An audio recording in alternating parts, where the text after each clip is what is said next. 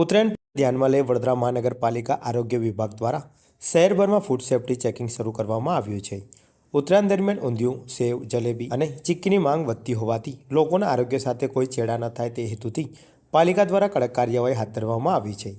પાલિકાની 2 કરતાં વધુ આરોગ્ય ટીમોએ શહેરના વિવિધ વિસ્તારોમાં ફરસાણની દુકાનો અને ખાદ્ય પદાર્થ બનાવતા સ્થળોએ તપાસ કરી હતી।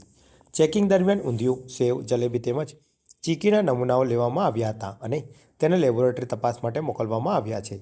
પાલિકાની આ કાર્યવાહી બાદ બિન આરોગ્યપ્રદ ખોરાક વેચતા વેપારીઓમાં ફફડાટ જોવા મળ્યો હતો।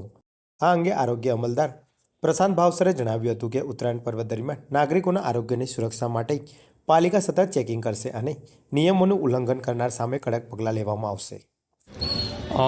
અગાઉના દિવસોમાં જે ઉત્તરાયણનો પર્વ આવે છે તે અંતર્ગત આપણે સયાજીગંજ વિસ્તારના કડક બજાર એરિયામાં આપણે ઇન્સ્પેક્શન હાથ ધરી અને નમૂનો લેવાની કાર્યવાહી કરવામાં આવી છે અને તે અંતર્ગત અમને ઇન્સ્પેક્શન દરમિયાન કેટલીક ત્રુટીઓ જે જાણવા મળી છે તે અંતર્ગત એમને શેડ્યુલ ફોરની નોટિસ આપેલ છે અને અગાઉ પણ જે બીજી દુકાનો અંદર કડક બજારમાં આવેલ છે તેનું પણ અમે ચેકિંગ હાથ ધરીશું। ખાસ કરીને આ દિવસોમાં અમે ઊંધિયા, જલેબી, સેવ, તલ ચીક્કી, સિંગ ચીક્કી તેમાં જે વપરાતા રો મટીરિયલ છે તેઓના નમૂના લઈ અને કાર્યવાહી કરવામાં આવી છે। આપણી આ ઉત્તરાયણના આગલા દિવસ સુધીની આ કામગીરી ચાલુ છે અને છેલ્લા અઠવાડિયેથી આ કામગીરી શરૂ કરી દીધેલ છે।